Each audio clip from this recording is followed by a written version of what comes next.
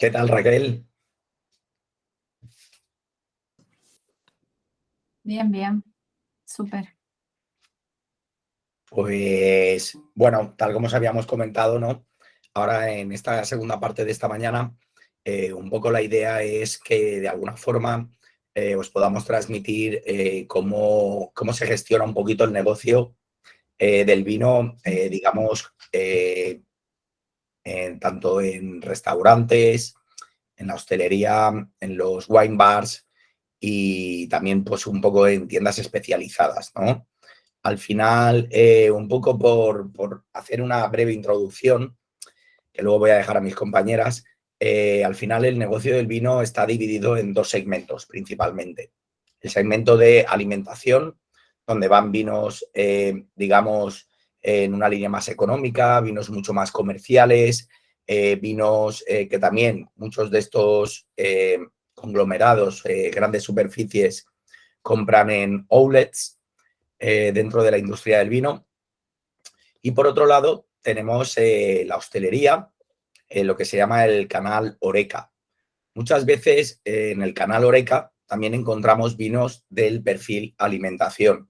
Generalmente son restaurantes o tiendas, digamos, bueno, pues, que no están actualizados, que simplemente buscan un precio, algo económico, que dé servicio y ya está, donde no hay pasión, ¿no? Por decirlo de alguna forma, y yo creo que hay muchos de mis compañeros me puedan entender. Eso no quiere decir que en estos restaurantes o en grandes superficies no podamos encontrar fantásticos vinos y muchos de ellos con una relación calidad-precio muy interesante. Pero sí que es verdad que un poco la propuesta en tiendas especializadas, en restaurantes, en wine bars, esa propuesta siempre el público espera que sea una propuesta diferente, una propuesta de vanguardia, una propuesta en la que le demos a conocer diferentes vinos con unas historias detrás que el cliente, que al cliente, mejor dicho, le haga enamorarse.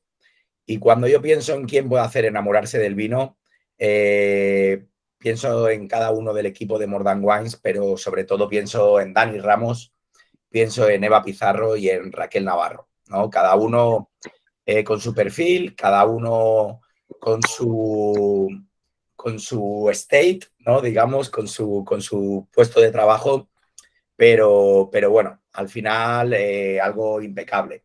Dani, ¿cómo estás? Buenos días, que no te hemos oído todavía. ¿Qué tal? Buenos días. ¿Cómo estáis?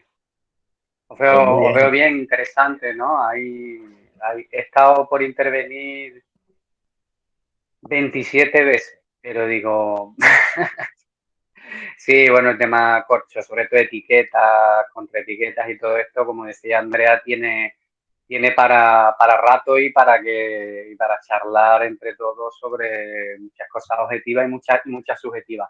Pero nada, muy bien, aquí estamos. Encantado de pasar aquí un rato bueno con vosotros. Me alegro. Yo sobre todo quise convocar a Dani, porque al final Dani es un profesional no es por hacerte mayor, pero ya de casi 2 décadas. Perdonad, que ha salido el vecino de Oye, la Harley.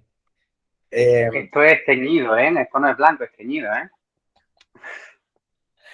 pero me gustaría, Dani, que hagas una breve introducción de cómo empezó para ti el mundo del vino en la hostelería, ¿no? Cómo has trabajado en distribuidoras, en tiendas y demás, y un poco saber tu visión, ¿no? De cómo, dependiendo de en qué posición estés, ese mercado, ¿no? Esos vinos puedan variar. Bueno, sí, sí, es cierto que todo eso va a variar bastante, ¿no? En cuanto tú vayas teniendo una mayor o menor contacto con el mundo del vino, siempre va a ir eso progresando, indudablemente, ¿no? Mi contacto inicial es, bueno, a través de estudiar hostelería y turismo, ¿no? Hacer 5 años de hostelería y turismo en las dos especialidades y después a partir de ahí, pues, bueno, decantarme por el tema del vino, especializarme, etcétera, etcétera. Todo esto ya lo hemos contado alguna vez, ¿no? Y todo esto, pues bueno, me lleva a un primer contacto con la restauración, ¿no? Con la alta restauración, digamos, ¿no? En un 2 estrellas Michelin, la Alquería, que era el segundo restaurante de Ferran Adrià, único en Andalucía en aquellos entonces, con 2 estrellas Michelin y, bueno, de los pocos que había en España también no hace tanto tiempo. O sea, que ha habido un boom del resurgir de estrellas Michelin en España, afortunadamente, en muchos sitios, pero no estamos hablando de hace mucho, estamos hablando de hace una década. Bueno, no, si he hecho números ya sí hace más, mejor no voy a echar números, ¿vale? Estamos hablando de hace unos 15 años. Pero bueno, 15 añitos. el tema, sí, 15, sí, desde que cerramos, sí. Desde que cerramos el Bulli y Benazuza, sí.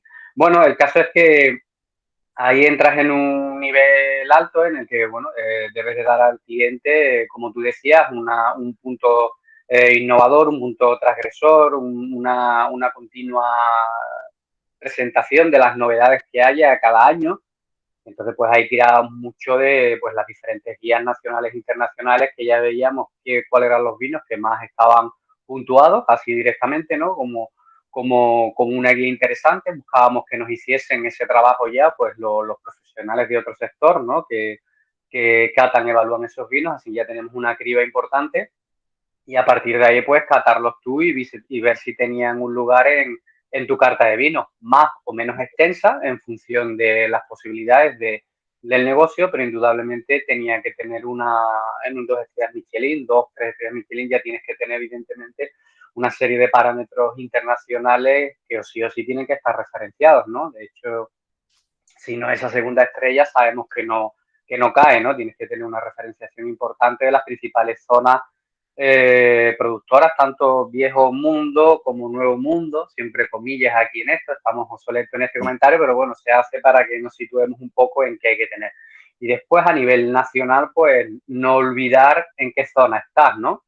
No es lo mismo un restaurante gastronómico en Jerez, que en Madrid, Barcelona, País Vasco, que en las Islas Canarias, por supuesto, ¿no? Que es una gran zona productora y un resurgir. Evidentemente tienes que tener un gran número de vinos de tu zona, ¿no? Si estuviésemos hablando de Sevilla, en la zona que es donde estaba la Alquería, ¿no? El 2 estrellas Michelin, pues Sevilla no era una gran zona productora ni referente, ¿no? Entonces buscábamos los iconos más cercanos, en este caso, pues sí, Jerez y otras zonas importantes, ¿no? Gestionar la carta para un sumiller es complejo en cuanto a si tienes todas las manos libres para hacerlo o no, porque bueno, te tienes que encargar de la selección, de la compra, de la confección de la carta, tienes que tener, pues bueno, no solo unos criterios sobre los perfiles de vino, sino también unos criterios sobre la numerología, cuentas, números, costos, etcétera, etcétera, a la hora de asignar que tenga un equilibrio la carta, ¿no? No solo desde el punto de vista de introducir los vinos que me puedan gustar o no me puedan gustar, ¿no? Y indudablemente el factor determinante también va a ser el tipo de cocina que se trabaje en el restaurante, ¿no? A restaurantes de todo tipo, ya lo sabemos, con una cocina más o menos marcada, pero bueno, cuando estás en un sitio quizá muy transgresor y muy ecléctico en cuanto a su carta, pues es complicado, ¿no? Es complicado a la hora de esa selección de vinos que indudablemente vas a tener cosas que quizá no sean lo más interesante desde el punto de vista organoléptico, si buscamos el maridaje más apropiado, pero sí tienes que tener pues los vinos que te va a demandar el cliente, aparte de los que tú creas interesantes, ¿no?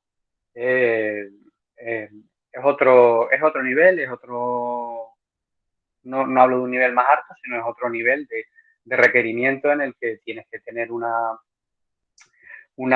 conciencia y una preparación pues importante. Entonces, pues bueno, estudiarse, prepararse, como hacen hoy los sumilleres, como hacen todos nuestros alumnos, la accesibilidad que hay hoy a Internet y a compartir muchísimas cosas con compañeros del sector también es súper importante. Y todo esto pues va a ayudar a tener una buena gestión de cara a la venta, ¿no?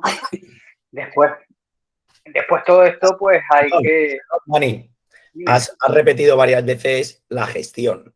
Muchas veces nos asocian, ¿no? A los sumilleres bueno, que vivimos súper bien, que abrimos ahí botellas, que catamos, que viajes, que ferias. Nuestro trabajo realmente no se ve. Se ve en el momento del servicio, del show, ¿no? Pero todo lo que hay detrás es alucinante, ¿no? Me he permitido la confianza de sacar un pequeño vídeo de Raquel en el rincón de Juan Carlos, ¿no? Como todos los días, de forma minuciosa, se revisa la carta de vino, se revisan los stocks, los maridajes, y eso es muchísimo tiempo que al final el cliente nos ve 3, 4 horas como máximo, ¿no? En una experiencia gastronómica, pero toda esa preparación para el servicio es fulminante, ¿no? El tema de los costes, ¿no? Muchas veces también no es lo mismo coger y tener, no sé, 10 vinos, ¿no? Y sacar ahí casi a granel que tener igual una carta con 300, 500 referencias y cuánto tiempo el gestionar todo ese inventario, el coste de ese inmovilizado, ¿no? Como al final dices, jolines, el restaurante es un negocio, ¿no? ¿Cómo buscamos ahí el equilibrio? Bueno, el equilibrio lo tienes que buscar, o yo recomendaría buscarlo ayudándose mucho de tus distribuidores de confianza, que por esa escasez de tiempo, pues te ayuden un poco a hacer esa primera criba a través de que te conozcan y conozcan lo que tú vas buscando, pues que te hagan una previa selección de cosas que te pueden resultar interesantes. Después eres tú quien las tienes que chequear, quien las tienes que evaluar y quien tiene que ver si ese vino concretamente tiene cabida en tu carta por el perfil, por el coste, porque no te puedes ir en una carta solo de vino. Solo queremos tener los mejores y los top, entre comillas, entendámoslo, esto no puede ser de ninguna de las maneras, ¿no? Tiene que guardar un equilibrio en todos los sentidos, ¿no? Y bueno, realmente si una jornada de trabajo de X horas, yo creo que a día de hoy pues pasamos el 75% o el 80% delante de una pantalla gestionando todo esto. Correcto. Las compras, la carta, que esté al día, que no falle, las entradas, las salidas, la actualización, el imprimirlas o si las tienes en digital, pero todo esto no puede fallar. Es un trabajo que bueno, que a día de hoy también existen los equipos de sumilleres dentro de un mismo restaurante, incluso el resto del equipo de camareros que están muy, muy pegados en este mantenimiento. La mercancía hay que colocarla, rotarla, tenerla organizada, en fin, es muy, muy complejo. Cuando damos una formación de gestión de bodega, eh, se ve indudablemente pues que esto tiene un trabajo fundamental. Quizás Totalmente. nos retrotraemos un poco, ¿no? Y iniciaríamos con que la venta de vino en el restaurante debe suponer un 30% de ese ticket. Si no llega ahí, pues bueno, no vamos a decir que estás perdiendo dinero, pero sí vamos a decirte que te queda un margen importante por cubrir en todo lo que tiene que ver con la gestión, que es muy, muy amplia. Se diferencia, ¿no? Evidentemente, un restaurante gastronómico de la distribución o de un buen bar. Pero bueno, fijaros, un dato interesante y con esto paso el testigo, ¿no? Que las compañeras tienen mucho que contar también. En un 2 estrellas Michelin, bueno, en la Alquería o en el Bulli teníamos aproximadamente unas 700, 600, 700 referencias. Son muchas referencias y son muchas para la época. Sin embargo, a día de hoy, por ejemplo, en el Wine Bar en el que tenemos aquí en Gran Canaria, en Binófilo, estamos trabajando 1.500. Bueno, pues luego quizá Wow. contamos un poco cómo a día de hoy se puede llegar a gestionar 1.500 para un wine bar, ¿no? Y sobre todo, Dani, ¿cuánto dinero parado tienes que tener ahí, ¿no? 1.500 referencias, no quiero ni pensarlo. Bueno, en este caso la ventaja es que somos una distribuidora, además, ¿no? Entonces, pues bueno, en vez de tenerlo guardado en el almacén, pues todo lo que está en el almacén lo tienes expuesto de una forma Dani, eh, acabas de romper el muy guión, Dani. lustrosa,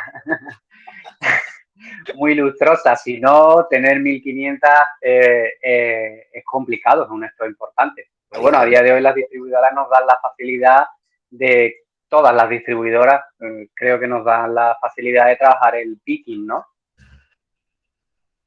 que es comprar por unidades, ¿no? Es comprar por unidades, ¿no? De botellas y sirviéndonos semanalmente, incluso nos pueden servir 2 veces a la semana. Entonces, pues bueno, el inmovilizado es mucho menor que antiguamente. Muy bien. Raquel, cuéntanos cómo gestionas Buenos días un de poco con nuevo. tus proveedores, tu selección, ¿no? Un poco esto que comentábamos, ¿no? De los inmovilizados, ¿no? De estos márgenes. Cuéntanos un poquito la filosofía Sí. del Rincón de Juan Carlos. Bueno, pues confirmando todo lo que decía. Para los que no se han centrado todavía, el Rincón de Juan Carlos, una estrella Michelin y 3 soles Repsol en ADG Tenerife. Eso. Pues sí, un poco confirmando lo que decía Daniel, ¿no? Todo inmovilizado, el tema de la distribución. Bueno, les hablo un poquito así como trabajamos nosotros en el Rincón. Es verdad que hasta hace año y medio teníamos un restaurante mucho más pequeñito, donde por espacio, capacidad, no podíamos tener más de 250, 300 referencias. Era muy poquito el espacio que teníamos. La zona en la que estábamos ya de por sí costaba el doble llegar.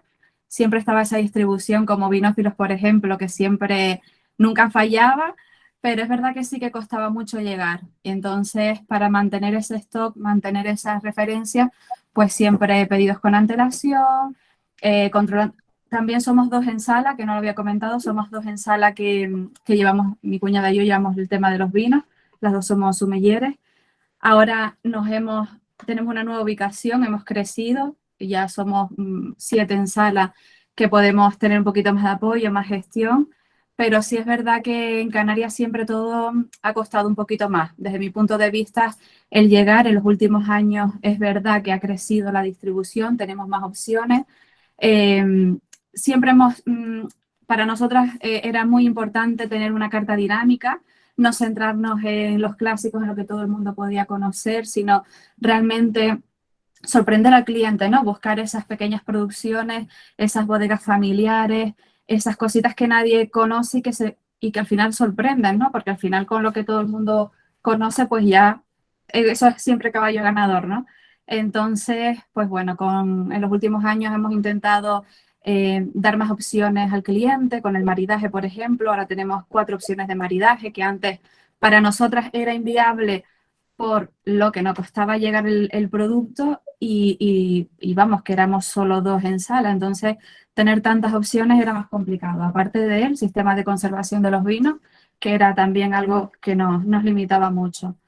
Pues nada, ahora el cliente es otro tipo de cliente, estamos en una zona que la distribución es mucho mejor.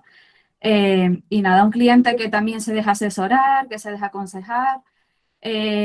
Afortunados en Canarias que ha habido un auge importante, muchas bodegas muy reconocidas, muchos vinos vamos, que para nosotras son un orgullo, ¿no? Y que tenemos la suerte de poderlos ofrecer. Es verdad que hay muchas bodegas bueno, determinadas referencias hay muy poquito cupo. A lo mejor hay referencias que puedo tener 10 botellas para todo un año, pero bueno, los tenemos, ¿no? Y es suerte tenerlas. Y nada. Esos vinos son los unicornios, ¿no? Casi. Sí, sí, sí, sí. Sí, es verdad. Yo he tenido clientes, es verdad que nuestro cliente, el 85% es extranjero, sobre todo británico, belga, mucho nórdico, pues sí que cuando llega a Canarias lo que quiere es eso, ¿no? Probar nuestros vinos y qué menos. Entonces, bueno, pues ahora ya de esas 600, bueno, en carta 600, algunas más que tenemos en almacén y que vamos haciendo ahí añada, pues eso, pues los tenemos, los podemos ofrecer y es un orgullo. ¿Qué más? Bueno, contar eso, por lo limitados que estábamos antes de espacio, nosotras que éramos un pequeño desastre a la hora de la gestión, ahora nos podemos organizar mejor, pues sin querer con el cambio de ubicación de repente nos encontrábamos verticales de vinos que ni sabíamos que teníamos. Es verdad que esa parte ahí se nos escapaba un poco, pero bueno, afortunados que luego después los podíamos ofrecer, ¿no? Y bueno, poco más que contar en el servicio, pues eso, nosotros intentamos, es verdad que tenemos un menú siempre más enfocado al mar, entonces siempre intentamos más decantarnos por blancos, espumosos, tenemos grandes tintos y tintos jóvenes que también se pueden se pueden ofrecer, pero siempre nuestro menú, nuestro gran maridaje, va más enfocado a eso, los vinos de Jerez quizás también, y un poquito, pues eso, te das cuenta que el cliente ya se deja asesorar, ya no viene ya con esa... ya esa fijación de no, yo solo tomo este vino y de ahí no me salgo. No, también decir eso, ¿no? Importante el tema de la cristalería. Nosotros pues intentamos tener copas para cada vino porque creemos que es muy importante la copa en la que nos tomemos ese vino, ¿no?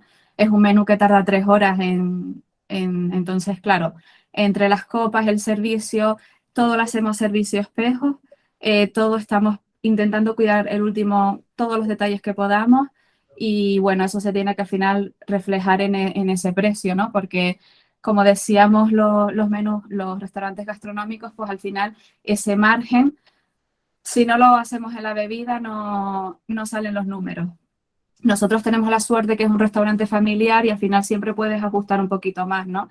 Igual que a la hora de probar vinos y de hacer rotación y de ir, pues tenemos más suerte en ese sentido, ¿no? Pero sí que si los números no salen y no cargamos ese margen de más al vino, en nuestro caso, por ejemplo, no sería inviable. Nosotros, por ejemplo, de rotura de cristalería podemos tener al mes más de 200 euros. Cada copa puede costar 20 y pico. Entonces, todos esos costes añadidos tenemos que cobrarlos en algún sitio. No sé, me gustaría un poquito añadirlo al debate, ¿no? De los compañeros de sala, Total. cuando hablamos de ese precio final, porque es verdad que puede llegar el cliente, el vino, el precio, claro, a lo mejor tomarlo con unas vistas en un restaurante donde te cuidamos, te mimamos desde que entras por la puerta, yo creo que al final se tiene que reflejar también ahí, ¿no? Y Sí, sí, no, decía que el tema del precio en el restaurante es muy controvertido, ¿no? Antes Andrea, por ejemplo, nos hablaba de un coste, ¿no? Y de lo que finalmente encontrábamos el vino de precio en el restaurante, ¿no? Aquí en España, o Mario nos hacía el dato de lo que puede costar fuera, ¿no? Pero también es que la política de precios en muchos restaurantes no se sabe por dónde cogerla. Multiplicamos directamente por 4 en algunos sitios, por 3, indiferentemente de cuánto nos ha costado el vino o qué tipo de vino es en cuanto a su mayor o menor producción, ¿no? Entonces, pues bueno, nos encontramos con absolutas sorpresas, ¿no? Por decirlo de alguna forma, ¿no? El tema del precio del vino es un tema que requiere un trabajo importante y mi recomendación es que no fuese globalizado, ¿no? En cuanto a toda la carta, seguir el mismo criterio para evaluarla, ¿no? Evidentemente, ¿no? Esto totalmente. no tiene ni pies ni cabeza, ¿no? Después la rotura de cristalería es importantísimo. Fijaros que nosotros, por ejemplo, nosotros en el Wii trabajábamos todo, absolutamente todo Riedel, como no podía ser de todas formas, pero bueno, estamos hablando de 2005-2011 aproximadamente, ¿no? No contábamos con la posibilidad de los sistemas de lavado que hay hoy en día para este tipo de copas que ya salen directamente, que no la tienes que repasar, ¿no? Por lo que vas a evitar una gran rotura, ¿no? Esto ya no son opiniones, esto ya son datos que cuando se lo presentamos a los restauradores, por ver ciertamente pues el número de horas que no tienen que pagar a sus trabajadores de estar repasando copas, y en la no manipulación pues también hay una incidencia de no roturas, ¿no? Obviamente este tipo de máquinas tienen un coste que todo el mundo no puede asumirlo al principio, pero bueno, tiene posibilidades de comprarlo y amortizarlo, ¿no?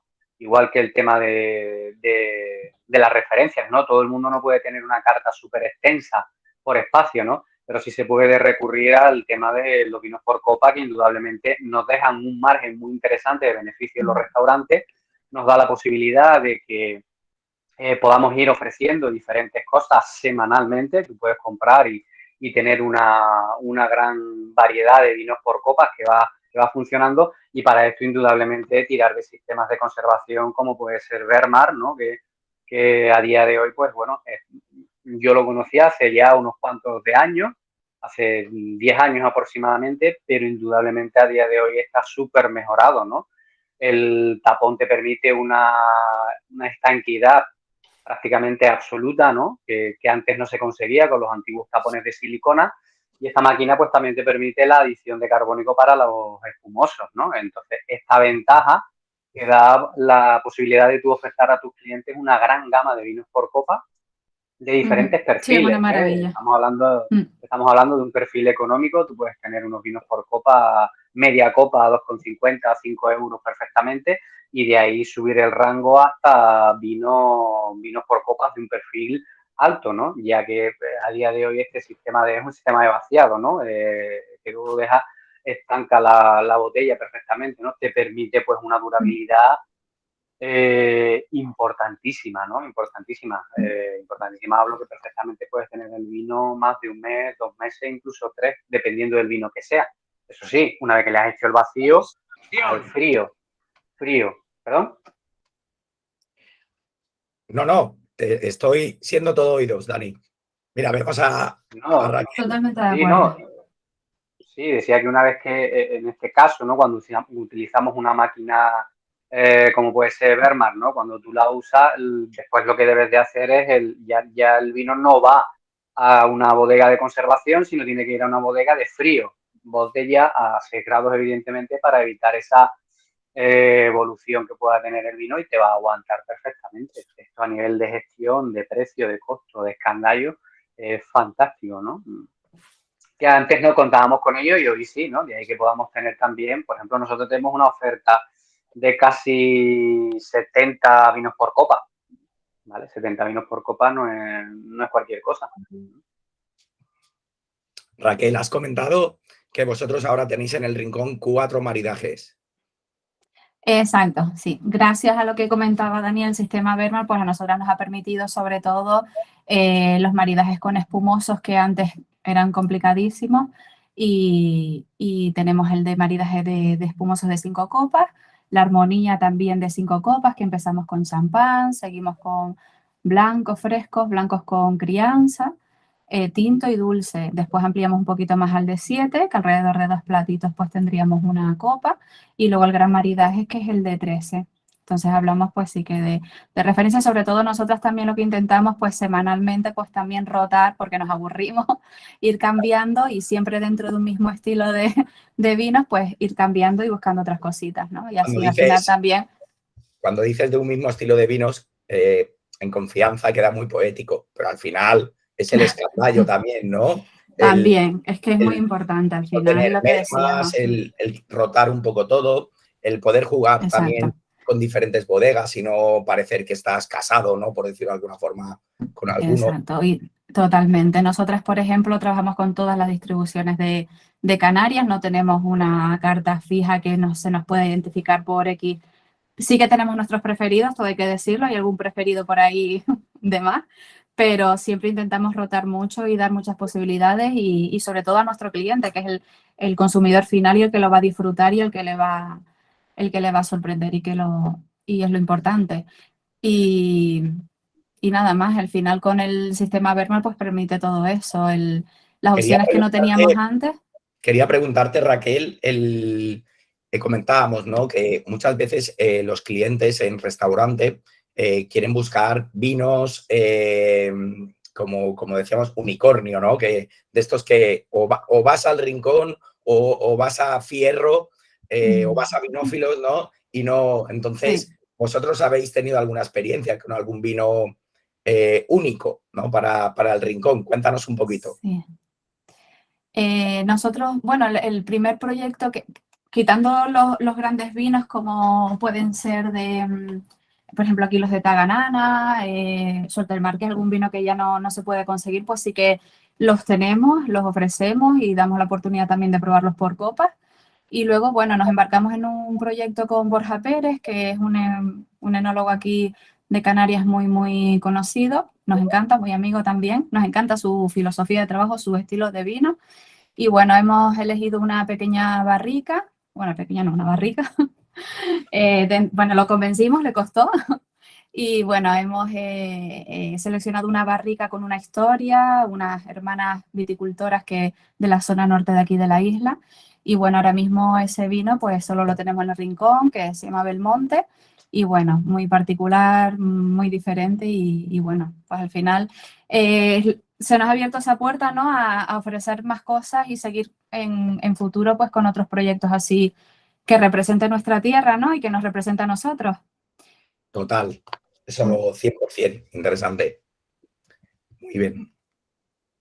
Sí, Eva, eso sí, estoy muy ya a las interesante. últimas de la voz. ¿Qué tal? ¿Por dónde empezamos?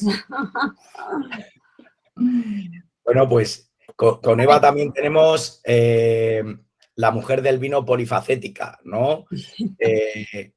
Empresaria, docente, referente en una de las estrellas Michelin en Valencia y, bueno, como os comento, polifacética y archiactiva, ¿no? En todas las vertientes del vino. Cuéntanos un poquito, Eva, el tema del business del vino para ti, ¿cómo lo ves? Vale, bueno, pues quizás enlazando un poquito a lo que hemos hablado antes del tema de costes y fijación de precios en los restaurantes, a mí me parece que la parte de gestión de bodega quizás sea la asignatura que tengamos más pendiente todos los sumilleres, ¿no? Porque nos enfocamos todo nuestro conocimiento, casi todo, en conocer de vinos, las regiones y esta parte que es fundamental, porque no nos olvidemos, trabajamos en negocios, ¿vale? Donde lo que intentamos es dar un servicio a cambio de dinero, pues creo que es una de las partes más importantes, saber gestionar una bodega, saber controlar tus costes y saber manejar y dar salida a todas esas botellas, ¿no? Que en el mundo del vino especialmente es complejo, porque es un producto que evoluciona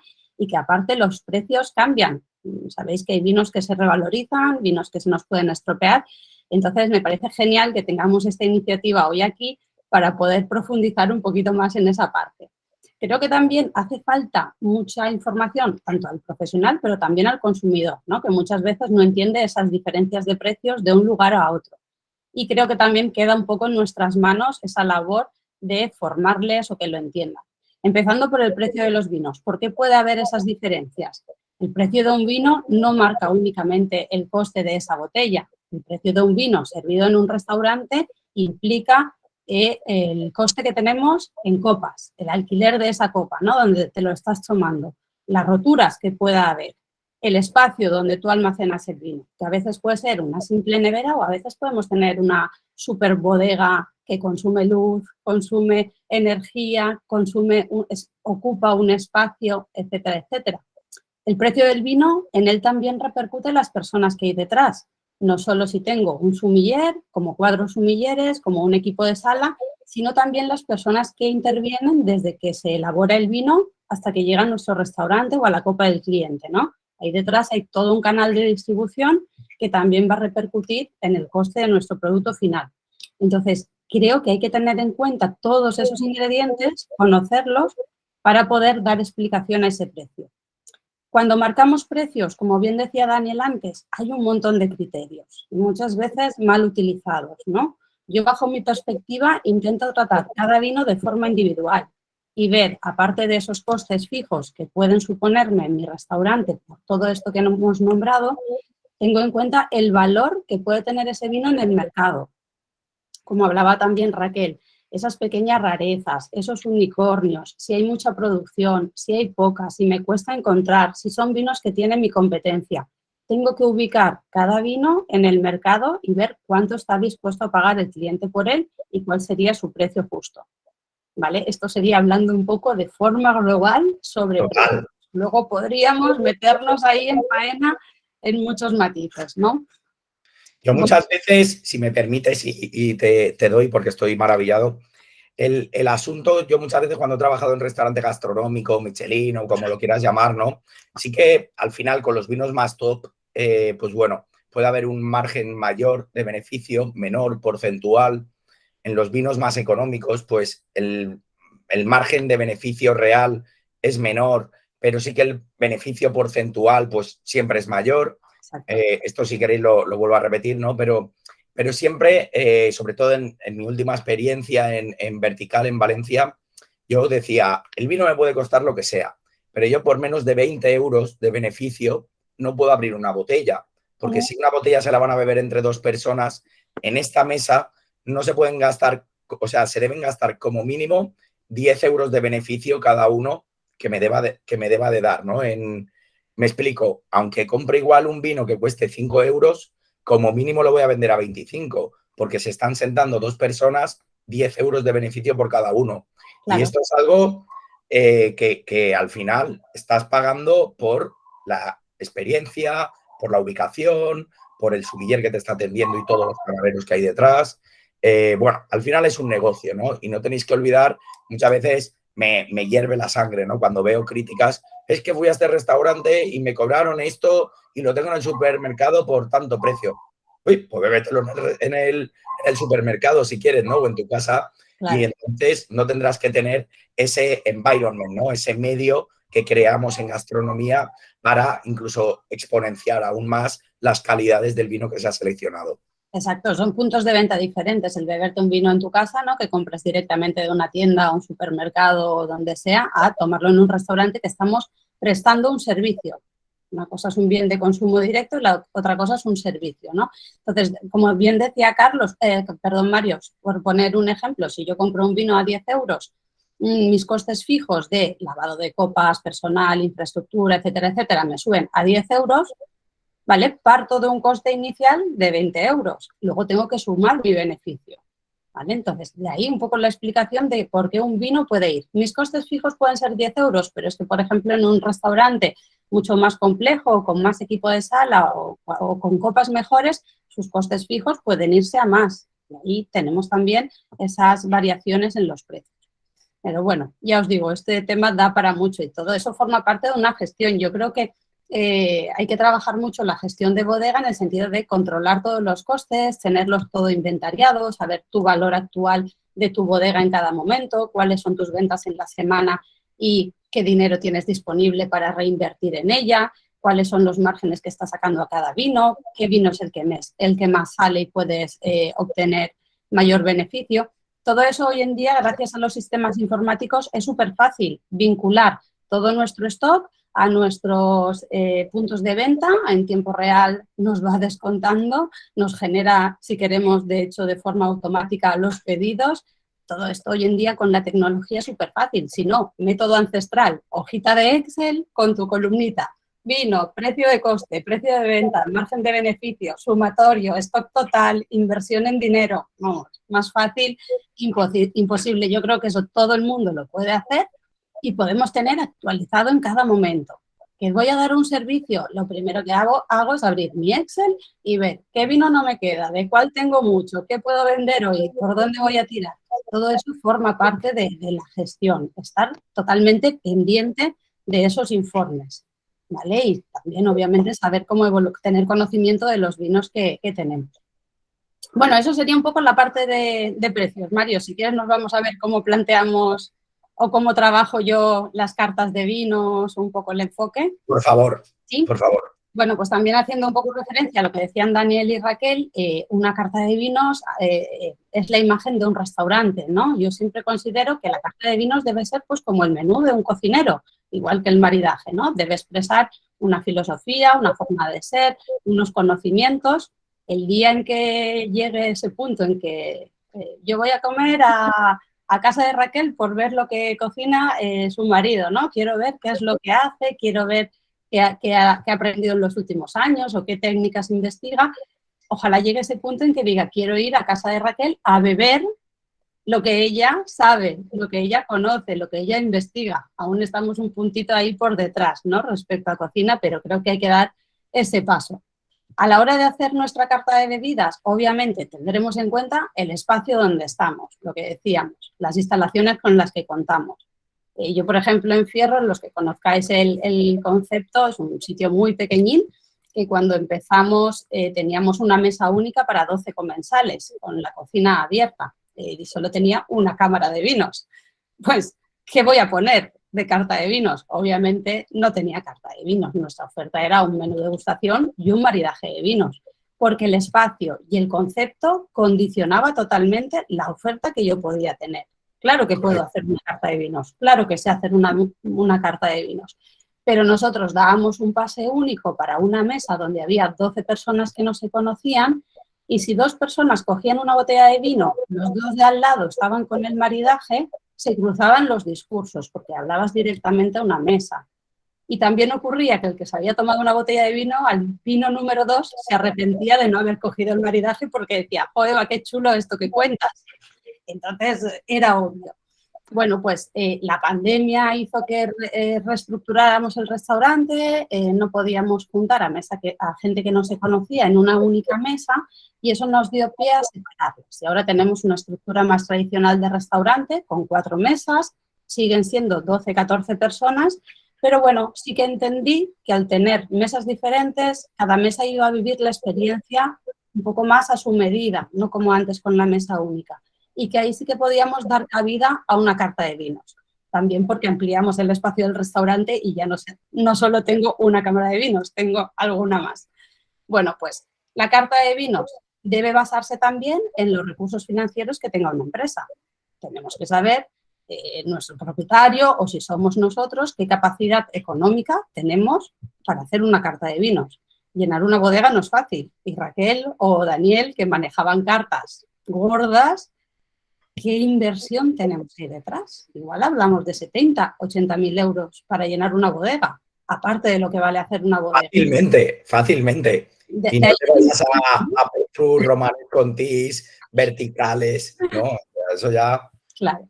Entonces, los recursos financieros también van a determinar en gran medida, pues qué carta de vinos voy a poder hacer. El concepto de restaurante, como decíamos, pues nuestro concepto en Fierro, que era un concepto muy singular, pero luego hay que tener en cuenta si yo me dedico a vender producto del mar, como es una marisquería, o si soy un asador o hago cocina gastronómica, eso también va a variar los criterios a la hora de escoger los vinos que trabajo. El número de comensales. El número de comensales no es lo mismo tener un restaurante para 50 personas y abrir 6 servicios una semana que, por ejemplo, nosotros en Fierro quedamos 12, 14 personas y que abrimos 4 pases.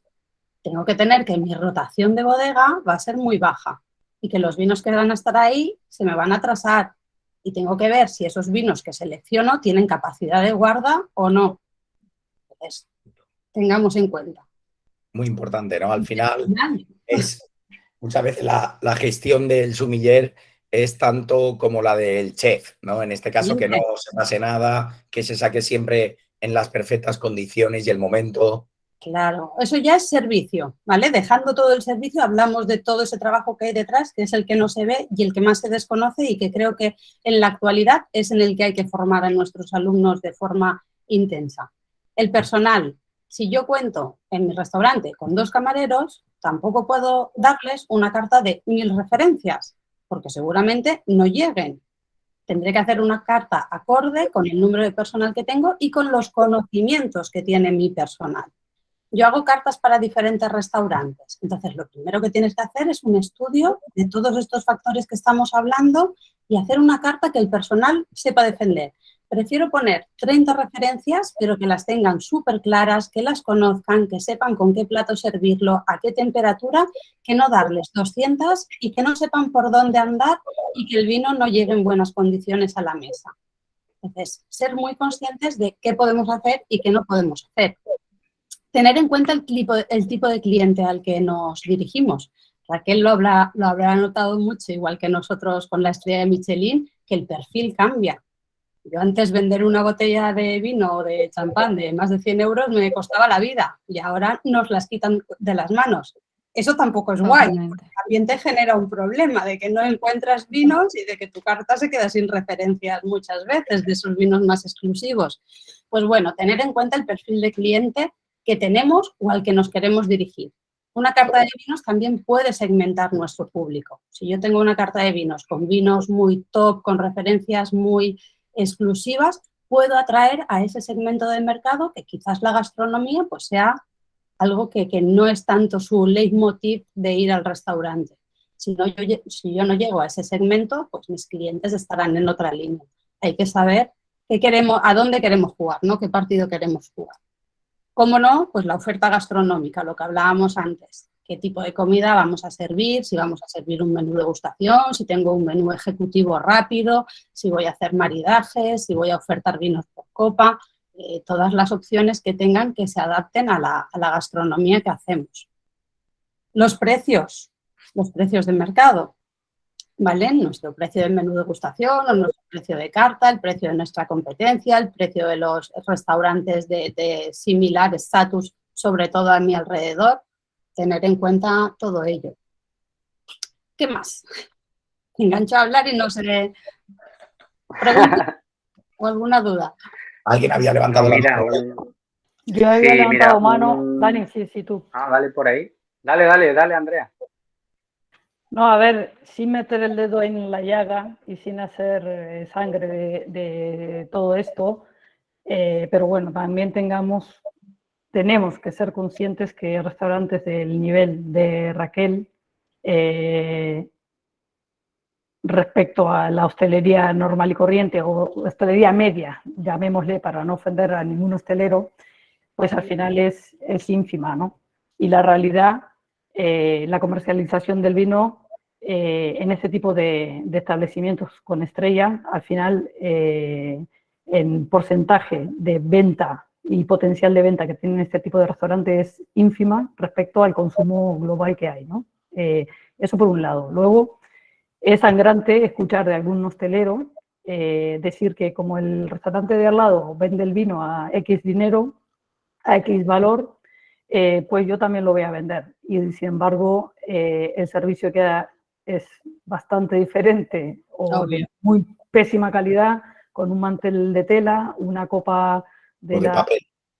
De tal, y el restaurante de al lado está poniendo un camarero especialista, un mantel de tela, unas copas bastante decentes, ambientación e inversión que ha hecho en su establecimiento, en fin, una serie de cosas. Por eso que da mucha rabia escuchar ciertas cosas, ¿no?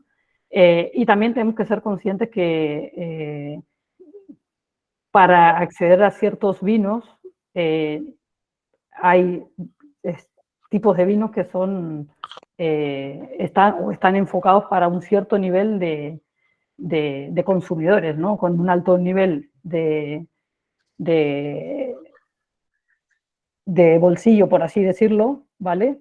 Entonces, también hay que ir jugando. Y luego la otra pata es o al menos lo que hacemos en mi empresa, es justamente apostar cada vez más porque hasta el restaurante medio o medio bajo pueda tener una perfecta gestión de la carta de vinos. Como bien decía Eva, si un restaurante tiene un chef que se encarga de dar la cocina y sacarle el mejor beneficio y la mejor rentabilidad y cuidar perfectamente el producto, pues lo mismo debería pasar en las salas. Por otro lado está el tema más escabroso. Estamos en ello, va evolucionando. El hostelero tampoco quiere invertir en gente cualificada, esa es otra realidad. Entonces, al final, te vas acotando y al final, ¿qué te encuentras? Con lo que nos encontramos. Y al final nosotros, los que trabajamos en el mundo del vino, prescriptores en tanto al servicio, a las cartas de vinos, al tipo de vino de consumo y demás, está en nuestra labor de poco a poco. Yo me he topado con clientes tan necios, ¿no? De no querer, no, a mí dame sota caballo y rey, que ese me lo piden solo. Pero hombre, puedes dar un valor añadido a tu cliente, diferenciarte del bar de al lado. No les interesa y son así, su negocio lo han montado por suerte o por desgracia, porque lo han heredado de la familia sin tener ni conocimiento ni idea de cómo es la gestión. Oye, ¿tú has revisado cuál es tú gestionas, tú haces inventarios? ¿Eso qué es? Te dicen, ¿eso qué es? Con esas respuestas te encuentras también, ¿no? Entonces, es un poco... La vieja escuela. La vieja escuela total, pero es que hosteleros jóvenes también utilizan esa vieja escuela, que es lo más penoso, ¿no? Es decir, bueno, nuevas generaciones tendrán otros métodos, como quienes también hacen inversiones en tecnologías para que les ayuden a la gestión, que eso me parece genial, y todas esas inversiones hay que cobrarlas. Estoy muy de acuerdo con lo que dice Eva, claramente. Pero sí. Luego, pregunta que hago al aire, ¿no creéis que abusos en los precios, por más que des la mejor copa, el mejor servicio, el mejor mantel, el top sumiller que tengas en el mercado, a unos precios de vinos inalcanzables, no hacen ralentizar más aún el consumo, es decir, que te plantees pedirte otra botella porque, hostia, el sablazo que me van a pegar aquí, ¡buah! O cierro los ojos y da igual y me gasto todo el dinero que tengo en el bolsillo y mañana ya veré cómo salgo a comprar el pan. Depende del momento. Depende del momento. Hostias, qué pena, me ha encantado el vino, me quedé con ganas de otra copita más, pero claro, el saldazo que me van a meter, ya me tengo que controlar. O me pido un agua porque me voy a quedar con sed, ¿sabes? Eso es un poco también la línea crucial a la hora de decir, venga, precios módicos y asumibles y que te cubran los costes en tu restaurante, pues, hostias, yo creo que la rotación sería mucho mayor, ¿no? Esa es mi humilde. Yo creo que sí, que a través del estudio de cada vino, como también decía Eva, como decía Raquel, como estamos comentando, a través del estudio de cada vino individualmente, tú puedes ajustar ese beneficio a un precio de venta asequible para fomentar lo que es la rotación, porque todos sabemos que lo que va a primar, evidentemente, va a ser un precio más accesible para el cliente a la hora de poder pedir una segunda botella. De eso no cabe duda, ¿no? Y el cliente es importante desde el punto de vista que hablábamos antes también.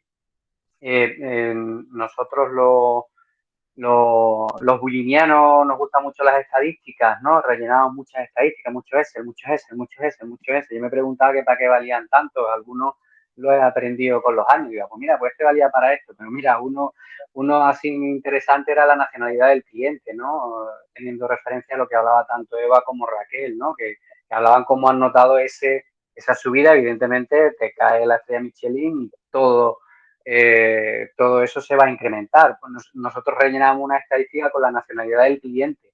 ¿Para qué? Bueno, pues para, evidentemente, no gasta lo mismo un perfil nórdico que un perfil nacional, para que nos entendamos, sí. ¿vale? El poder Y meter otras zonas, del ¿no? cliente es fundamental. No van a gastar. Eso está muy bien delimitado en los restaurantes ingleses. Los restaurantes ingleses, desde el momento en que tú tienes el briefing, ya te están diciendo que el cliente que tienes, lo que han consumido y lo que han dejado de consumir, en qué precio se van a mover, todo. A lo mejor tiene un briefing de 20 minutos, pero cuando tú empiezas el servicio, lo tienes todo documentado y, hombre, si son clientes nuevos, no, pero si son clientes repetidores, lo que se suelen gastar, lo que no se suelen gastar, qué suelen beber, qué no suelen beber, eso es una cosa que se pierde en España. Y segundo, con respecto al tema de los precios de los vinos, que estaba escuchando a Andrea, tú te tienes que situar en el bolsillo del consumidor. O sea, yo lo primero que cuando me preguntan por un vino es ¿cuántos quieren ustedes gastarse en vino? A partir del precio, yo sé que es de mala educación, se lo digo, yo sé que en España es de mala educación, pero como yo aprendí realmente a trabajar en Londres, y en Londres es una cosa muy común, lo pregunto. ¿Por qué? Porque al final no hay sorpresas indebidas.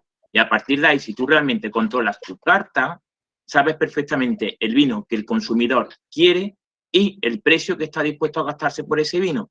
Es tan fácil como controlar la carta. Pero claro, para eso, sí, bueno, ya no solamente la formación, sino realmente saber. Si me permites, Manu, terminar, es importante, ¿no? El briefing es interesante, ¿no? Pero el briefing es justo antes del servicio. Hablamos de una labor que se hace mucho antes de ese briefing, antes del servicio. Estamos hablando de una labor, lo que estoy comentando es una labor que se hace de un año para otro. Y una vez que tengo el estudio de nacionalidades, ya sé qué tipo de cliente voy a tener y qué estilo de vino puedo comprar más. Y si sé que en vez de 3 voy a comprar 70 botellas al año, yo puedo apretarle más a mi distribuidor y que me baje el precio. Entonces estoy consiguiendo una mejor gestión de bodega. Claro, es a lo que me refería. Claro. Indudablemente en restaurantes en donde hacemos briefing a diario de todo tipo, pues indudablemente estamos informados absolutamente de todos los perfiles que tiene el cliente. Y una puntualización. Porque algunas prácticas las hayamos hecho en algún sitio, hay que ser muy cuidadoso a la hora de referirse y hablar con el cliente, ¿no? Dices que en Londres es muy común en muchos sitios, no en Londres. También es muy común en algunas civilizaciones darse un beso en la boca cuando te presentan a alguien. Sin embargo, no lo voy a hacer con mi cliente porque entra. Quiero decir, hay que tener mucha mano izquierda a la hora de hablar con el cliente, ¿no? Y hablar directamente de precio tan directamente. ¿Hay que hablar? Sí, pero de una forma, en mi opinión, más subliminal, que también se puede hacer, conociendo perfectamente su nacionalidad y otros conceptos. No hay que hacer la pregunta directamente, o no es necesario hacerla directamente, ¿no? Aunque sea usual. Sebastián Longo, ¿cómo resolverías tú este tipo de situaciones que comenta Dani y Manu? Buenos días a todos. Bueno, a ver, me pongo un poquito en plano. Yo trabajo hace 9 años en un hotel 5 estrellas de lujo, en el cual hemos tenido durante 10 años un restaurante, 2 estrellas Michelin y un público de un poder adquisitivo muy alto. Creo que estoy de acuerdo con Eva, con Raquel, con Manu y con Daniel, y estoy en desacuerdo con todos.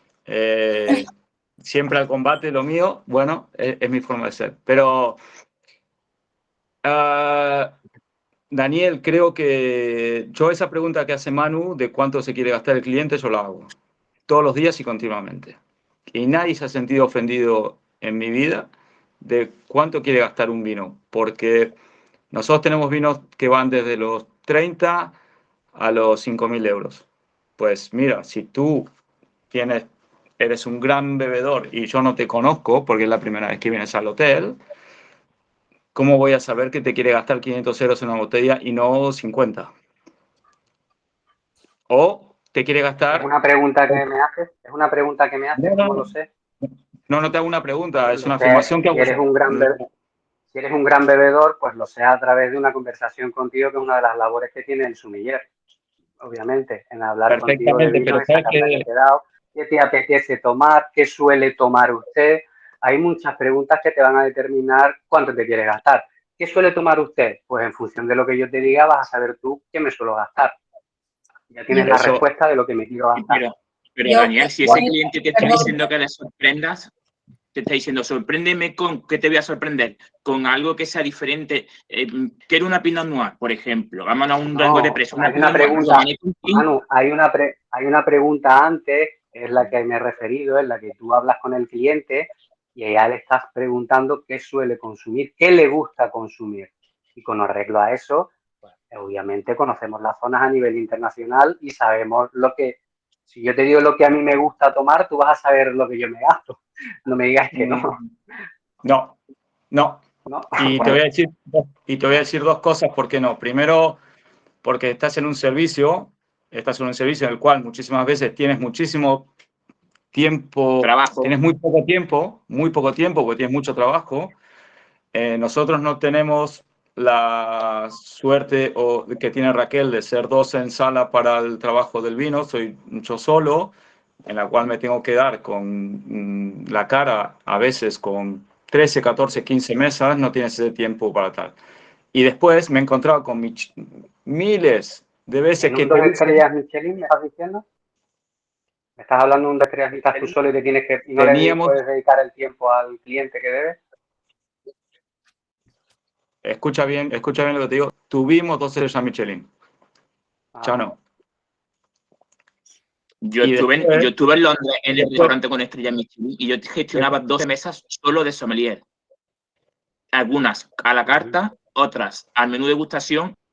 Es que tú no puedes dedicarle a lo mejor de esos 10 minutos que te gustaría para conocer el cliente. Tú tienes que ir con 4 preguntas básicas y a partir de ahí intentar ponerte en el pie de los clientes. Un ejemplo de una Pinot Noir. Tenéis razón. Tenéis razón los dos. Los dos tenéis razón. Los dos tenéis razón en lo que estáis diciendo, totalmente los dos tenéis razón. Yo también he estado en esa situación. Únicamente lo que intento decir es que no es necesaria hacer la pregunta directa, porque un cliente se puede sentir violentado y hay otras formas de obtener la pregunta, pero eso tú lo has dicho antes y me parece bien, eso tener mucha mano izquierda y de repente no te conozco, no tengo el placer, pero de repente esa pregunta no todos están capacitados para hacerla. Después nosotros tenemos un cliente determinado en el cual viene por ciertas cosas, pero también esa pregunta que ha dicho tú de ¿qué es lo que suele beber? No, sí, porque estoy cansado de escuchar, no, yo bebo Ornelayas, Acicayas, no sé qué, no sé cuánto. ¿Y qué es lo que quiere hoy? No, quiero un vino de aquí, de la tierra, unos 50, 60 euros. Bueno, entonces los acicayas y los hornalayas han desaparecido inmediatamente. Y de eso tengo ejemplo cada día absolutamente. Como también te encuentras con las sorpresas de la gente que quiere venir a beber otras cosas diferentes. Después creo que todo esto es el final, pero todo esto es el final. El principio es ver el espacio que tengo para acomodar mis botellas, porque lo que le pasa a Raquel o lo que le ha pasado de encontrarse con vinos de añadas antiguas y no saber que los tenía, eso no estoy diciendo nada tal, pero es una mala gestión nuestra. Yo encontrarme con una botella de una añada de 3 años anteriores y no saber que la tenía, pues es como que no he tenido chance de saberlo. Que no pasa nada, Raquel, mira, ahora tienes para tenerla y tienes unas grandes verticales. Totalmente, por eso lo he dicho antes, muy mala gestión por nuestra parte. Claro, lo recalqué, ¿eh? Mala no hacéis gestión los por nuestra inventarios parte. que hay que hacer. Y lo digo no para tierra a nadie, es porque es lo que es la realidad de no saber. Sí, totalmente. Nosotros no sabemos lo que tenemos, ¿cómo vamos a saber vender? Después, los maridajes, bueno, déjamelo plantearlo de otra forma, no sé, yo prácticamente no ofrecemos y estoy teniendo una rotación de bodega que no he tenido en mi vida y estamos teniendo unos revenue, unas ganancias muchísimo mayores que los maridajes. No sé lo que mis compañeros piensan, pero creo que es una tendencia que igual va a desaparecer, pero bueno, es otra historia. Y después creo que lo que dijo Eva yo manejo una carta de unas 500 referencias aproximadamente, ni sé ni un poco más, un poco menos, siempre voy cambiando, voy sacando, voy poniendo. Tener 30 buenos vinos a tener 150 vinos de cualquier cosa me parece una mucho mejor carta que con más referencias. Y después lo que dijo Andrea, de poner los vinos más baratos para tomarme 2 botellas. Mira, creo que si yo voy a un restaurante como el de Raquel, que no lo conozco, pero me encantaría. De momento. Sé que voy con un presupuesto determinado para un sitio determinado en el cual voy a gastar un determinado dinero. Si no tengo para gastarme una segunda botella en el restaurante de Raquel, pues tonto de mí que voy al restaurante de Raquel y no me puedo gastar otra botella. Entonces, sí, claro. hay que plantearse primeramente en qué restaurante o en qué hotel o en qué establecimiento estamos trabajando. Antes que nada. Sentarte y justamente para eso, para la gente que va al restaurante tipo el de Raquel, evidentemente tiene el poder adquisitivo como para gastarse 1, 3 o 4 botellas, ¿vale? Pero también a ese tipo de restaurantes hacen reservas parejitas que vienen juntando dinerito todo el año para poder darse un homenaje en su aniversario. Maravilloso. Y ese estilo de clientes también es vuestra responsabilidad, me refiero al del sommelier, a orientarle, decirle, vale, claramente me estás dando la pauta que venís a celebrar tu aniversario, que has juntado todo el año ese dinero, sin decírtelo, te puede dar detalles de por qué están ahí, y entonces ahí orientarle a la carta de vinos, a los vinos más asequibles para ellos, ¿sí? Porque mucha mentalidad del sommelier es, este tiene pasta, le revienta, aunque no le peguen y a lo mejor hablo... No, creo que estás un poco con el concepto antiguo de que el sommelier nada más hablaba, pero pasa todavía porque le daba el palo y se iba. Creo que ya no es eso. No deja de ser un negocio y para un negocio que sea rentable tienen que darle justamente esa rentabilidad. Y muchas veces que esto pasa, sucede todavía. A lo mejor tú, Sebastián, personalmente no, porque eres consciente de lo que estás haciendo y a lo mejor el resto de los que estamos aquí no, porque somos mucho más coherentes. Pero sigue pasando que darte el leñazo para que te caigas bien caído, ya es probable que ya no quieras repetir en ese sitio, ¿vale? Yo creo que cada vez menos eso se ve. Antes sí que se podía llegar a ver un poco más, pero ya la figura del sommelier o del encargado de los vinos, lo que sea, ya no es más el mero hablador que venía, te daba el vino más caro y se iba. Hoy hay unas formaciones que de repente hace 20 años cuando yo empecé no las había Hoy hay mucha más formación, está mucho más a mano todo. Miren a nosotros, estamos hablando con gente a no sé cuántos kilómetros de distancia. Eso hace 10 años atrás era absolutamente impensable. Y hoy creo que esa gente ya no existe. Existirá, sí, seguro, porque los charlatanes siempre hay, pero menos, mucho menos. Pero Pero los al hay principio, todavía. creo que, bueno, ok, tienes razón. Creo que lo importante es sentarse en el establecimiento donde estás tú, el que sea, y pensar del otro lado, decir, sentarte en la silla y decir, este vino por este precio, ¿me lo bebería en este sitio? ¿Es correcto? Sí, si es correcto, a la carta. Si no lo ves correcto, porque está muy caro para la calidad que tú pretendes para tu establecimiento, pues no.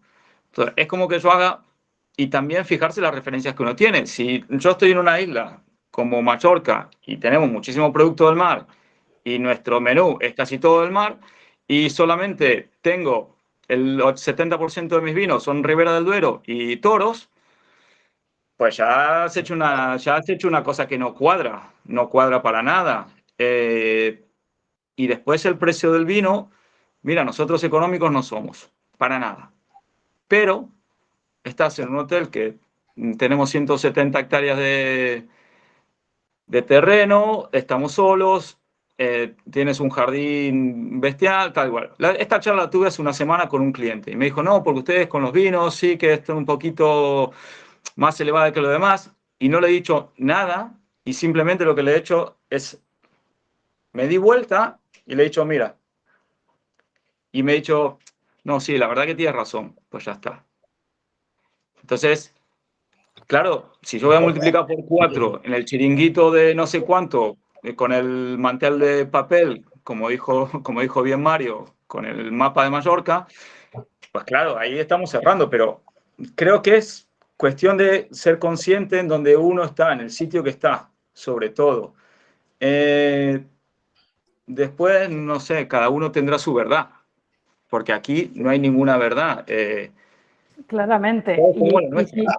Y si nosotros estamos aquí porque seguramente somos los que mejor hacemos las cosas, eso no tengo la menor duda, pero sí poner un poco en debate que todavía hay hostelería que ocurren este tipo de cosas. Simplemente era eso, que quede claro que no me estoy metiendo con ninguno de vosotros porque no es, al restaurante Raquel no he estado nunca, entonces no puedo hablar, no puedo saber si está haciendo las cosas bien, si las hace mal, si su rotación es la adecuada. Y muchas veces es estrategia, ¿no? Porque luego hay que sumarlo todo, o sea, nosotros ofrecemos un menú prácticamente, para mí, un precio irrisorio, o sea, para mí 120 euros menú gastronómico, donde comes ostras, angulas, pichón, o sea, productazo. Si encima, o sea, porque esa parte luego también hay que valorarla, ¿no? Porque si también decimos el vino, pues hay que ver todo el pack, hay que ver que te están poniendo aperitivos que no te están cobrando o petit four que no, o sea, me refiero, yo cuando digo que el vino hay que sumarle ese plus es porque es un añadido, o sea, es un extra, o sea, es el pack completo, el esfuerzo que hay detrás, los cocineros que empiezan a las 9 de la mañana, el hacer el pan allí, todo ese añadido, o sea, yo sumo todo el pack completo, ¿no? Por eso digo que a veces la gestión la hacemos, por lo dicho, ¿no? Porque un restaurante familiar y a lo mejor es diferente, pero no fijarnos solo en por qué esta botella de vino me cuesta aquí esto. Pienso que hay que sumar todo el entorno, ¿no? Todo el contexto. Creo que eso es importante, no solo donde estás, sí, también estamos en un hotel 5 estrellas gran lujo, todo influye, o sea, desde que entras por la puerta hasta que sales, el mimarte, lo que decíamos, no fijarnos en esa botella si está multiplicada por 2, por 3 o por 4, que bueno, cuando yo hablo de precios tampoco estoy diciendo que los precios sean, no, tenemos vinos de 50 a 45, o sea, hay de todo, damos la oportunidad, por eso decíamos sistema Berman, tenemos opciones por copa, tenemos de todo, o sea, es que tenemos todas las opciones para que el cliente venga a disfrutar de la experiencia completa. Pienso que todo es importante y que cada casa es un mundo y cada persona también. 100%. Eva, llevas un rato con la mano levantada. No, bueno, ya se han hablado tantas cosas, pero quería volver un poquito a la pregunta de inicio de Andrea. Creo que luego el debate que se ha generado pues es fruto también de la diversidad que existe en la hostelería, ¿no? Cada uno trabajamos en segmentos diferentes, en enfoques diferentes. Luego cada uno tenemos nuestra manera de recomendar ahí. Y yo creo que no vale la pena entrar en el debate porque son cuestión de estilos y cada uno sabe lo que le funciona y lo que no le funciona. Volviendo un poco a lo de Andrea, yo creo que ese tema de personal, que obviamente tenemos un súper mega problemón encima de nosotros, de gente no formada, veremos esto cómo acaba, daría para también una larga discusión, pero sí que es cierto que existe esa gastronomía en otro segmento, ¿no? Nosotros somos como la puntita del iceberg y al final casi somos los más privilegiados porque tocamos ciertos productos que otro segmento no puede llegar a ellos. Pero sí que todo lo que hablamos de gestión, yo creo que en mayor o menor medida puede permear a esas capas más bajas, ¿no? Cualquiera puede hacer un inventario, aunque seas la taberna del bar de mi pueblo. Cualquiera puede llevar los gastos de mermas, de copas, etcétera, etcétera. Entonces, creo que la gestión es algo que se puede aplicar a todos los modelos de negocio, cada uno en la necesidad que tenga. Respecto al precio de los vinos, ahí también creo que todos tenéis un poco de razón y tal, pero una carta también tiene que intentar satisfacer a todos los clientes, no solo por estilos de vinos o tipo de vinos, sino también tener precios. Pero tú también puedes decidir que tu carta sea una herramienta para segmentar el mercado y dirigirte a quien te quieres dirigir. ¿Vale? Yo puedo tirar por arriba y segmentar porque yo tengo suficiente demanda como para dirigirme solo a ese público. Es otra opción, es un negocio y cada uno juega a lo que quiere jugar. Correcto. Yo igual esto va en contra nuestra. Mercado libre. Claro, igual esto va en contra nuestra, pero yo hay vinos que no me tomo en un restaurante. Me los compro y me los tomo en mi casa porque no soy millonaria. Entonces, uno también tiene que saber un poco, pues eso, a dónde va, qué se puede permitir y qué no. Obviamente, no castigar al vino como se ha hecho durante mucho tiempo, sino que la repercusión de los beneficios en un restaurante recaigan en todos los departamentos. Y no que sea el vino ese comodín que todos tiraban ahí el beneficio más inmediato. Eso era un poco lo que... Totalmente de acuerdo. Pues con tantas cosas, a ver ahora quién se aclara. Es que hay tantos puntos por tocar y en tantas cosas que podríamos profundizar que Totalmente. esto es complicado. Bueno, así un poco por terminar, Mira. una cosita que no hemos tratado, Dani Ramos, es el tema de la venta de vinos online. Independientemente de que hay proveedores, ¿no? que son totalmente fiables y que siguen con cierto rigor, yo también invito, ¿no? a que muchos de los que compráis vino en internet, el origen, esa trazabilidad, ¿no? de dónde viene. No hace mucho tuve la oportunidad de estar con un amigo. En su casa había comprado un vino de Burdeos por internet y demás. Y bueno, afortunadamente por mi experiencia he tenido oportunidad de probar grandes vinos con 30, 40, 70 años. Y entonces, bueno, te puedes hacer una idea, ¿no? de lo que te puedes esperar. Pues mi querido amigo me lo sacó con tanto ilusión que simplemente dije que no lo entendía, ¿no? Pero de lo que pondría la mano derecha en el fuego es de que era una imitación, que era una falsificación, ¿no? Ese vino. Entonces, esto también hay que tener muy en cuenta, ¿no? Que no el hecho de comprar algo, una etiqueta, un superprecio, las gangas no existen. Rara vez, ¿no? Y sobre todo si tú compras algo exclusivo a través de un proveedor desconocido, en el 90% de los casos te van a engañar. Y eso es así, ¿no? Pero bueno, siempre va a tener un buen vinagre. Bueno, es que encima no era ni vinagre, ¿no? Al final el asunto es que hay que ir con cuidado también, ¿no? Un poco con control. Ahí la has dado, Manu, ahí la has dado. El proveedor es básico, ¿no? El tener esa confianza, ¿no? Es un poco donde quería yo ir. Bueno, ahí sin duda hay herramientas a día de hoy muy interesantes, ¿no? En el que te valoran a cuánto se están cotizando cierto tipo de vinos y su trayectoria en cuanto a la demanda, su trayectoria en cuanto a si hay o no hay más. Indudablemente yo creo que la herramienta más interesante para guiaros ahí es Wine Seltzer, donde tiene una parte muy formativa, una parte muy que nos ayuda mucho en la gestión, incluso en las compras. Y otra parte en la que vas a ver, pues bueno, estadísticas muy interesantes de la evolución de esos vinos en el tiempo, consumos óptimos, etcétera, etcétera. Está muy, muy detallado. Es una herramienta interesante que a día de hoy un sommelier que gestione cualquier cosa debería de usar o ojear de vez en cuando, ¿no? No sé si querías que te comentara algo más sobre las tiendas online y eso. Por ejemplo, vosotros en Vinófilos, ¿cómo habéis visto, por ejemplo, que ha crecido la venta de vuestro vino online? Bueno, habría que extrapolarlo fuera de lo que han sido estos 2 años, porque dentro de estos 2 años, evidentemente, estamos hablando de una subida del 400% de las ventas que había antes de la pandemia. Pero bueno, también hace unos años también creamos una primera tienda online con una distribuidora a nivel nacional que era Viñafiel, y ahora pues esta otra tienda online la hemos creado con Vinófilos, ¿no? Y se nota mucho el tema de la insularidad, ¿no? Con lo que quiero terminar directamente en lo que son los portes, ¿no? El cliente, cuando tú estás en una insularidad, como pueden ser las Islas Canarias, estamos hablando que te cuesta mandar el vino, pues lo mismo que si estuviese fuera de la Comunidad Económica Europea, ¿no? Son unos costes altísimos, ¿no? Entonces no hay rival de fuera, o no había rival de fuera cuando tienes un determinante de insularidad, como el que tenemos en las Islas Canarias, ¿no? No hay rivales, no había rivales, ahora ya sí, porque se están haciendo envíos agrupados y bueno, ahora ya se está notando un poco esa competencia que no había antes a nivel online. A nivel nacional, la experiencia con la tienda online, pues va a ser mucho la facilidad con la que tú le proporciones al cliente el realizar la compra rápida, lo más rápido posible. Que el check-in, visualización y finalización de la compra, pues que sea lo más rápido posible, ¿no?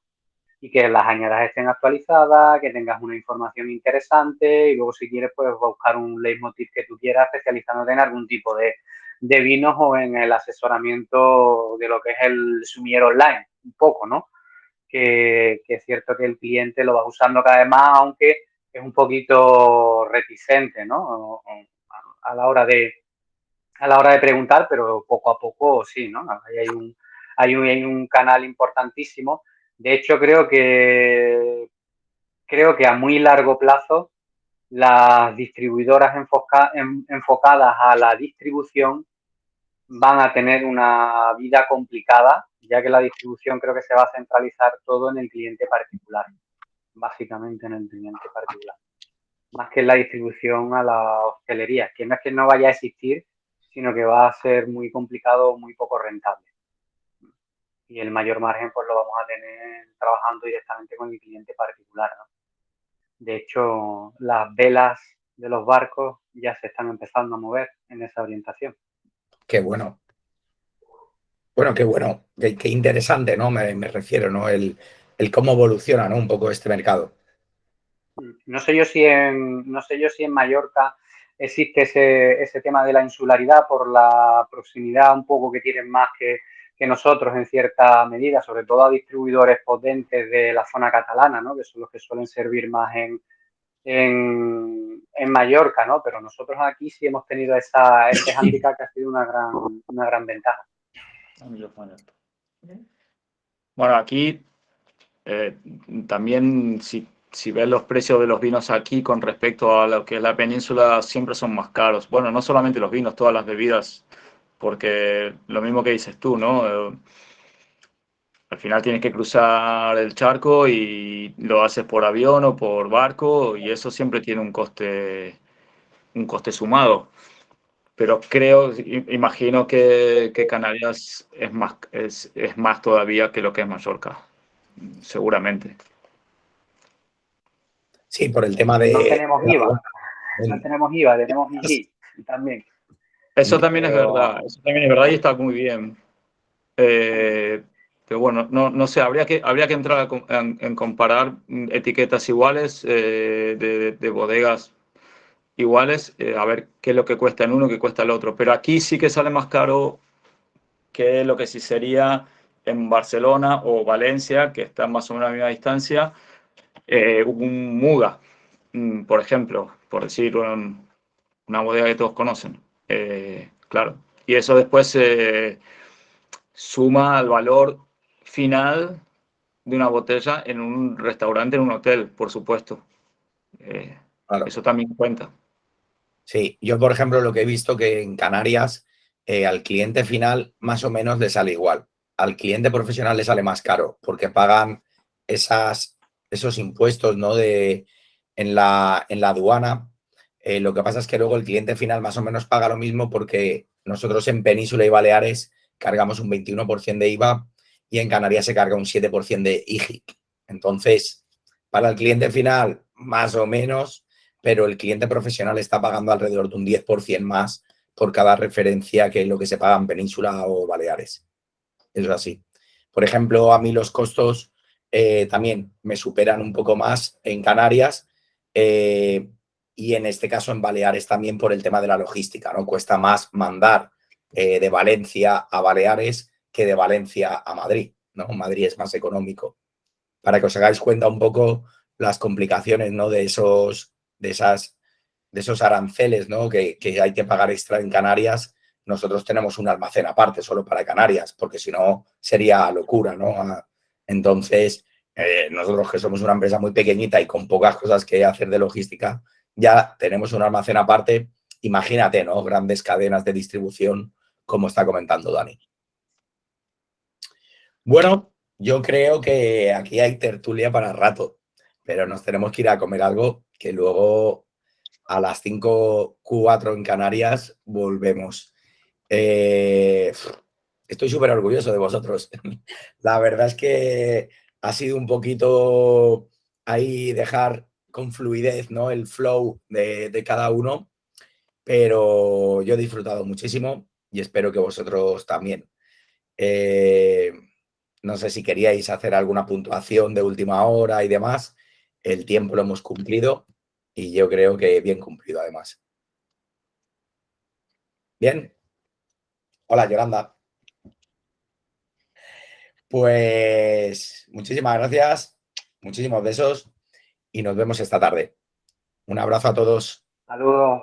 Chao. Chao. Chao.